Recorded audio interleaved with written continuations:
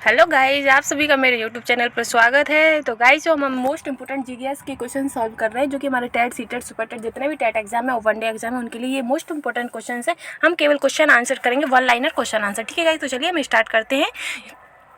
इसमें हमारा पहला है कि राजीव गांधी के नेतृत्व में पर्यावरण एवं वन मंत्रालय का सृजन किया गया था। तो राजीव गांधी के नेतृत्व में पर्यावरण एवं वन मंत्रालय का सृजन कब किया गया था? तो वो किया गया था 17 सितंबर 1985 को। कब किया गया था? 17 सितंबर 1985 को। नेक्स्ट है कि पर्यावरण संरक्षण अधिनियम पारित किया गया था। तो जो पर्यावरण संरक्षण अधिनियम है गाइस, वो कब पारित किया गया?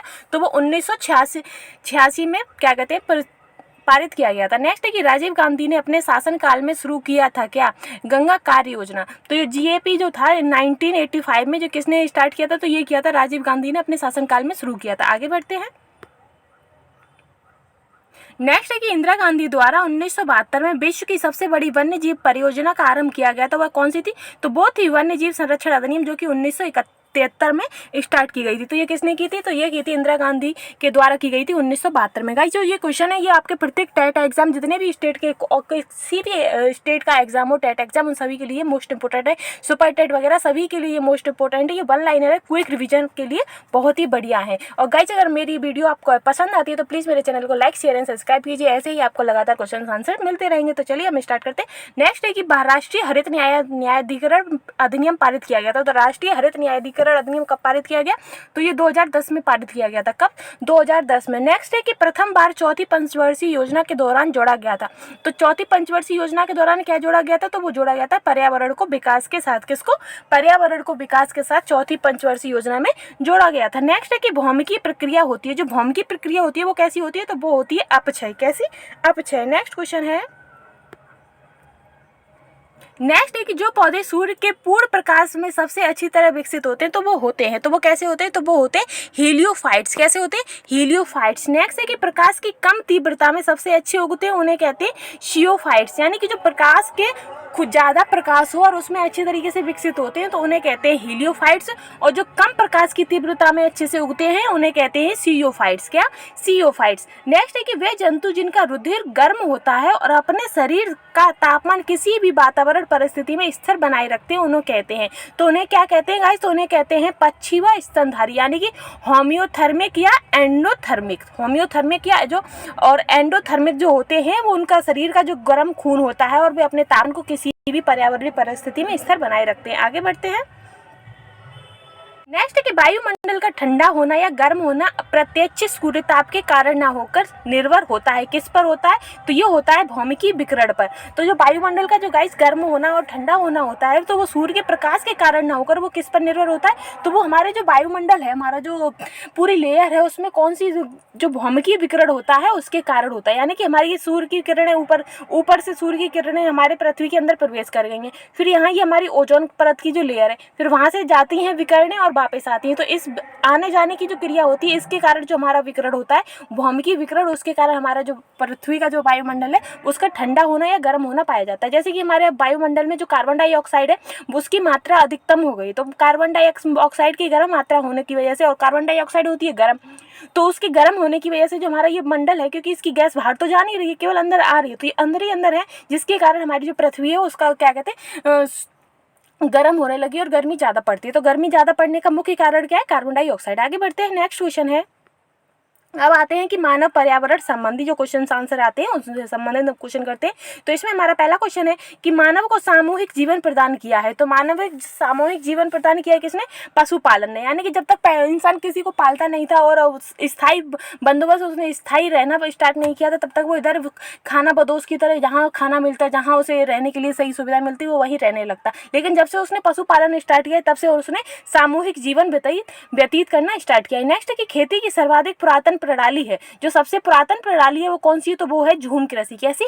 झूम कृषि। नेक्स्ट है कि विश्व तथा भारत में आज भी झूम या स्थानांतरित कृषि प्रचलित है। कहाँ पर? तो दक्षिणी एवं दक्षिणी उत्तरी एशिया एवं उत्तर पूर्वोत्तर भारत में। यानी कि जो पहाड़ी एरिया है वहाँ पर आज भी झूम की खेती की जाती है, क्योंकि ये पहाड़ी एरिया है तो यहाँ पर सीधी सपाट मिट्टी तो है नहीं, तो वो पहाड़ों को काट काट कर उनकी क्यारियां बना बना के क्या कहते हैं झूम की खेती करते हैं। आगे नेक्स्ट क्वेश्चन है कि मनुष्य के लिए सर्वाधिक कार्यक्षम तापमान तथा आर्द्रता होती है। तो कौन सी होती है? तो वो होती है 25 डिग्री सेल्सियस एवं 60% आर्द्रता। ठीक है गाइस, आगे बढ़ते हैं कि औद्योगिक क्रांति सर्वप्रथम प्रारंभ हुई थी। तो औद्योगिक क्रांति सर्वप्रथम कहाँ प्रारंभ हुई थी?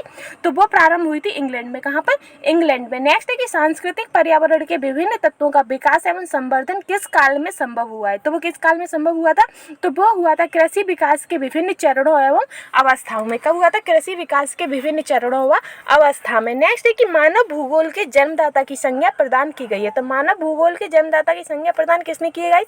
तो वो की है फ्रेडरिक रेटजल ने। किसने की है? फ्रेडरिक रेटजल ने। नेक्स्ट है कि पर्यावरणीय समस्याओं का प्रादुर्भाव प्रारंभ हुआ था। तो पर्यावरणीय समस्याओं का प्रादुर्भाव प्रारंभ कब से हुआ है गाइस? तो वो औद्योगिक क्रांति एवं आर्थिक निश्चयवाद से हुआ है। जब से ये औद्योगिक क्रांति गाइस शुरू हुई है तब से हमारी पर्यावरण में समस्याएं भी पैदा हुई हैं। आगे बढ़ते हैं। नेक्स्ट है कि मेघ विजन में यौगिक का प्रयोग किया जाता है। मेघ विजन ठोस CO2 एवं आयोडीन के यौगिक। तो मेघ विजन क्या, जो कृत्रिम क्या कहते हैं, वर्षा होती है उसके लिए। आगे बढ़ते हैं। ये है हमारे पारिस्थितिकी एवं परितंत्र से संबंधित जो क्वेश्चन आंसर जो हमारे टेट, सीटेट, सुपर टेट जितने भी एग्जाम्स होते हैं गाइस, 1 डे एग्जाम होते हैं, इनमें से ही क्वेश्चन पूछे जाते हैं। ये इस अगर आपने ये 10 मिनट की वीडियो भी अगर आपने कंप्लीट कर ली तो कम से कम आपके 6-7 क्वेश्चन ऐसे होंगे जो आपको प्रत्येक एग्जाम में ही मिल जाएंगे। तो चलिए गाइस हम इसमें देखते हैं। इसमें हमारा पहला है कि इकोलॉजी शब्द का प्रयोग सर्वप्रथम किया गया था। तो जो इकोलॉजी शब्द है गाइस उसका सर्वप्रथम प्रयोग किसने किया था? तो उसका सर्वप्रथम प्रयोग किया था अर्नेस्ट हैकल ने, जो कि 1869 में। कब किया था? 1869 में अर्नेस्ट हैकल ने इसका इकोलॉजी शब्द का सबसे पहले प्रयोग किया था। नेक्स्ट है कि पारिस्थितिकी के जनक की संज्ञा प्रदान की जाती है। तो पारिस्थितिकी का जनक किसे कहते हैं? तो अर्नेस्ट हैकल को ही पारिस्थितिकी का जनक कहते हैं। नेक्स्ट है कि पारिस्थितिकी के अंतर्गत पारस्परिक अध्ययन किया जाता है। तो पारिस्थितिकी के अंतर्गत पारस्परिक अध्ययन किसका किया जाता है? तो इसके अंदर वातावरण एवं जीव की समुदाय का अध्ययन किया जाता है। नेक्स्ट है कि रंध्रों का खुलना और बंद होना निर्भर होता है। जो रंध्र होते हैं उनका खुलना और बंद होना किस पर निर्भर होता है? तो वो प्रकाश पर निर्भर होता है। नेक्स्ट है कि बाष्पोत्सर्जन की क्रिया जो है वो कैसी क्रिया है? तो गाइस वो जैव की क्रिया है। कैसी? जैव की। नेक्स्ट है कि विटामिन ए तथा डी तथा कैरोटीन के निर्माण में महत्वपूर्ण भूमिका होती है। जो विटामिन ए है और डी है तथा कैरोटीन के निर्माण में सबसे महत्वपूर्ण भूमिका किसकी होती है? तो प्रकाश की होती है। नेक्स्ट है कि अल्पदीप्तिकालीन पौधे होते हैं। जो अल्पदीप्तिकालीन पौधे होते हैं वो कौन कौन से होते हैं? तो वो होते हैं तम्बाकू एवं सोयाबीन। कौन कौन से होते हैं? तम्बाकू एवं सोयाबीन। नेक्स्ट है कि छाया प्रिय पौधों को कहते हैं। जो छाया में पौधे बढ़ते हैं उन्हें क्या कहते हैं? तो उन्हें कहते हैं हेलियोफोबस। क्या कहते हैं? हेलियोफोबस। नेक्स्ट है कि एंजाइम क्रियाशीलता का सर्वोत्तम ताप है। जो एंजाइम होते हैं वो क्रियाशील रहते हैं तो उसके लिए कौन से तापमान पर वो सबसे ज्यादा क्रियाशील रहते हैं? तो वो रहते हैं 25 से 30 डिग्री सेंटीग्रेड पर। किस पर? 25 से 30 डिग्री सेंटीग्रेड पर। नेक्स्ट है कि एंजाइम का विकृतीकरण हो जाता है। जो एंजाइम होते हैं उनका विकृतीकरण होता है कितने तापमान पर? तो 60 से 70 सेल्सियस के तापमान पर। कितने? 60 से 70 के। नेक्स्ट है कि अल्पाइन वृक्ष भारत में मिलते हैं। कौन से? जो अल्पाइन वृक्ष हैं गाइस वो भारत में ही मिलते हैं। उनकी ऊंचाई कितनी होती है? तो वो 3600 से 4000 मीटर की ऊंचाई पर होते हैं। कहाँ पर?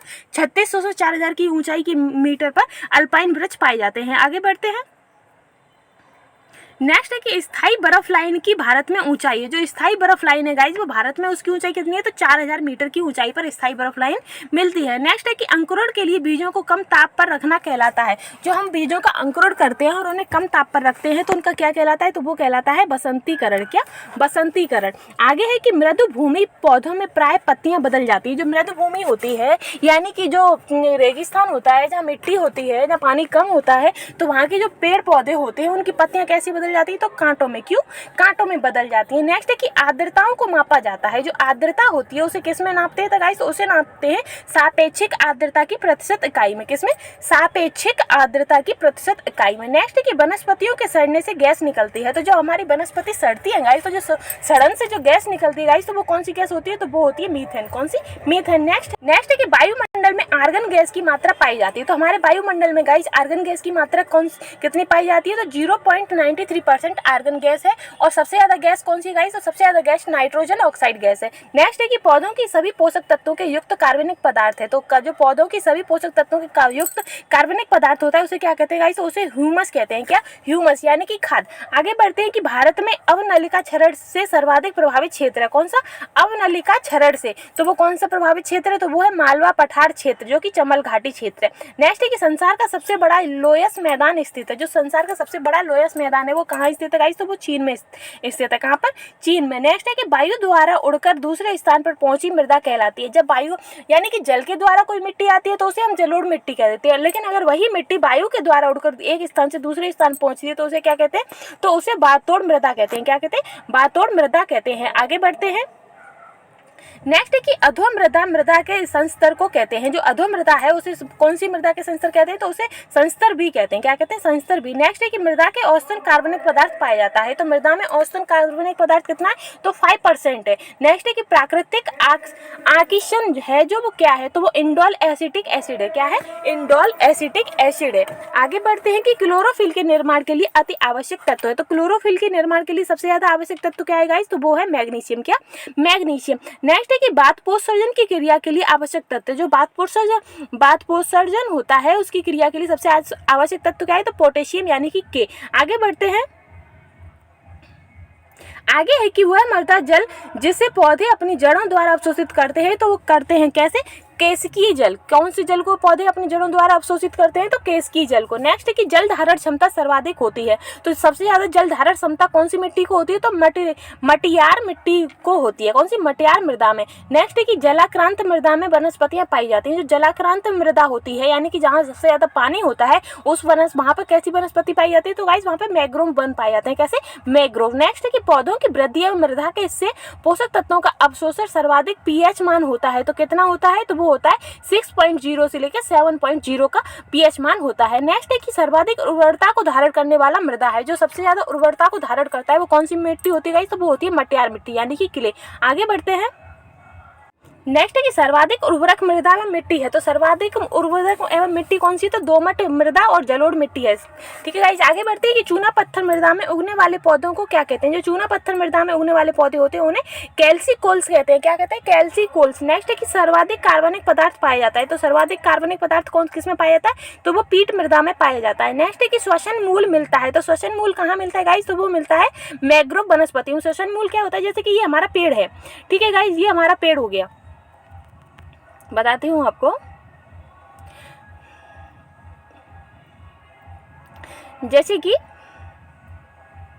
ये हमारा पेड़ हो गया, ठीक। अब इसी पेड़ के नीचे से ये हमारी जो जड़ें हैं, जड़ें हमारी ज़्यादातर ज़मीन में होती हैं। तो ज़मीन में से ये हमारी कहीं ऐसे निकल गई, कहीं ऐसे निकल गई, यहीं से किले फूट रहे हैं, यहीं से किले फूट रहे हैं। या जो हमारी जड़ें हैं पेड़ों के ऊपर से ऐसे स्तंभाकार की आंखें लटक रही हैं और वो श्वसन कर रही हैं। तो गाइस जो ऐसे श्वसन मूल तथा स्तंभ होते हैं तो वो कैसी होते हैं गाइस, तो वो होते हैं क्या कहते हैं, मैग्रोव वनस्पतियों में पाए जाता है। क्योंकि उन्हें जब सांस लेने की, जब उन्हें पर्याप्त ऑक्सीजन और पर्याप्त क्या कहते हैं सूर्य का प्रकाश नहीं मिलता है, तो वो उसकी खोज में क्या गाइस मिट्टी से बाहर निकल आते हैं। क्या, मिट्टी से बाहर निकल आते हैं, जिसके कारण क्या कहते हैं जो ऊपर मूल ऐसे कड़ से दिखाई देते हैं, हल्की हल्की जड़ें हमें पृथ्वी पर ऐसी दिखाई देती हैं, उन्हें हम क्या कहते हैं, श्वसन मूल कहते हैं। ठीक है, इस आगे बढ़ते हैं।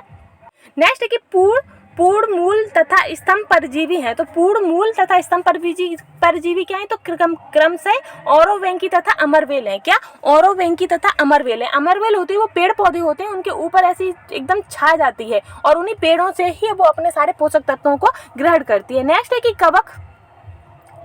कवक का किसी पौधे की जड़ के साथ सहजीवन कहलाता है। जो कोई कवक होता है और वो किसी पौधे पर लग जाता है और उसके साथ ही वो अपना सहजीवन करता है, तो उसे क्या कहते हैं गाइस, तो उसे कहते हैं माइकोराइजा। क्या कहते हैं, माइकोराइजा। नेक्स्ट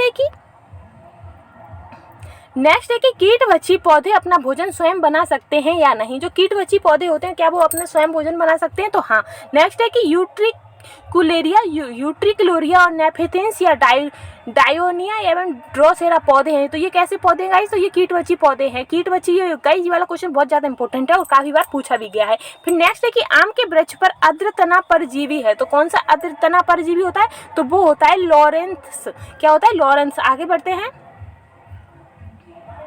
नेक्स्ट है कि पारिस्थितिकी अध्ययन की आधारभूत इकाई है। तो पारिस्थितिकी तंत्र की आधारभूत इकाई क्या है गाइस, तो वो है पारिस्थितिकी तंत्र। क्या, पारिस्थितिकी तंत्र। नेक्स्ट है कि पारिस्थितिकी तंत्र का प्रमुख चालक बल माना जाता है। तो पारिस्थितिकी तंत्र का प्रमुख चालक बल क्या मानते हैं, तो वो माना जाता है सॉयक विकिरण। क्या, सॉयक विकिरण। नेक्स्ट है कि आहार जाल की विविधता में वृद्धि का पारिस्थितिकी तंत्र पर क्या प्रभाव पड़ता है, तो वो क्या पड़ता है, स्थिरता में वृद्धि आती है। क्या आती है, स्थिरता में वृद्धि आती है। नेक्स्ट है कि सामान्य पारिस्थितिकी तंत्र की स्थिरता प्राप्त होती है तथा कायम रहती है, तो कब, जब स्वसाम्यवस्थित क्रिया विधि होती है। कैसी, स्वसाम्यवस्थित क्रिया विधि होती है। आगे बढ़ते हैं। नेक्स्ट है कि पारिस्थितिकी तंत्र का प्रयोग सर्वप्रथम किया था। तो जो पारिस्थितिकी तंत्र है गाइस उसका सबसे पहले किसने प्रयोग किया था? तो उसका किया था एजी टांसले ने। किसने? एजी टांसले ने। और पारिस्थितिकी तंत्र के जनक कौन है? तो वो अर्नेस्ट हेकल है। नेक्स्ट है कि श्वसन की क्रिया है। तो श्वसन की क्रिया कैसी है गाइस? तो ये अपचायक क्रिया है। कैसी? अपचायक। आगे बढ़ते हैं। नेक्स्ट है कि प्रकाश संश्लेषण होता है। तो प्रकाश संश्लेषण किसमें होता है गाइस? तो लाल व नीले रंग में होता है। क्या? प्रकाश संश्लेषण। नेक्स्ट है कि प्रकाश संश्लेषण क्रिया में CO2 तथा HO2 का क्रम से होता है। क्या? अपचयन एवं ऑक्सीकरण। क्या होता है? अपचयन एवं ऑक्सीकरण। नेक्स्ट है कि सभी उपभोक्ताओं के गुण पाए जाते हैं। किसमें? तो सभी उपभोक्ताओं में गुण पाया जाता है परपोषी गुण। कैसे? परपोषी गुण। नेक्स्ट के द्वितीयक उपभोक्ता कहलाते हैं। तो द्वितीय उपभोक्ता क्या कहलाते हैं? जो परपोषी उपभोक्ता जंतुओं को किसे कहते हैं? जो दूसरों पर निर्भर होते हैं गाइस, उन्हें द्वितीय उपभोक्ता जंतु उत्पादक कहलाते हैं। नेक्स्ट है कि वे जंतु जो दूसरे जंतु का शिकार करके अपना भोजन प्राप्त करते हैं उन्हें कहते हैं। तो उन्हें क्या कहते हैं? प्रीडेटर्स कहते हैं। क्या कहते हैं? प्रीडेटर्स कहते हैं। आगे बढ़ते हैं। नेक्स्ट है कि प्रकाश संश्लेषण होता है। तो प्रकाश संश्लेषण किसमें होता है? लाल व नीले रंग में होता है। नेक्स्ट है कि प्रकाश संश्लेषण की क्रिया में CO2 और HO2 का क्रम से होता है। क्या होता है?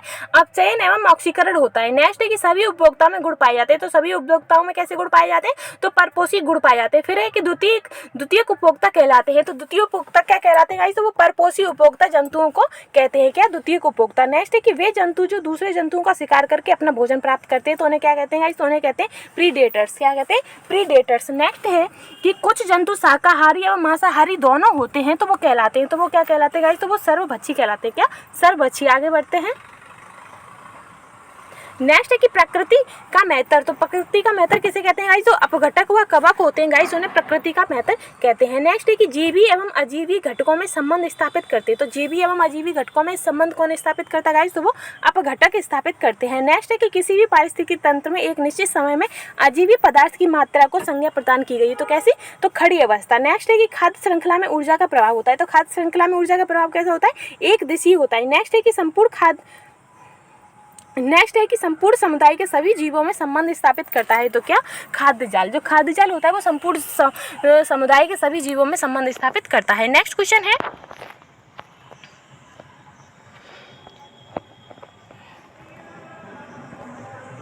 नेक्स्ट है कि ऊर्जा का प्रभाव एक ही दिशा में होते हुए भी कई पथों में गुजरता है। तो उसे क्या कहते हैं? तो उसे कहते हैं खाद्य जाल। आगे बढ़ते हैं कि पारिस्थितिकी विज्ञान में ऊर्जा मापन की इकाई है। तो पारिस्थितिकी तंत्र में ऊर्जा की मापन की इकाई क्या है? तो वो है ऊष्मा।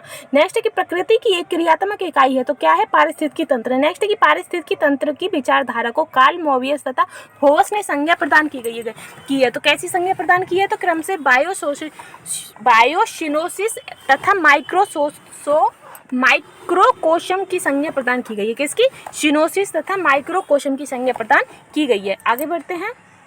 तो गाइस ये वाला टॉपिक हमारा यहीं खत्म होता है। कल फिर हम एक नई वीडियो के साथ क्विक रिवीजन के साथ फिर हाजिर होंगे। अगर आपको मेरे द्वारा पढ़ाई हुआ अच्छा लगता है और समझ आता है तो प्लीज़ मेरे चैनल को लाइक शेयर एंड सब्सक्राइब कर दीजिएगा। Thank you guys.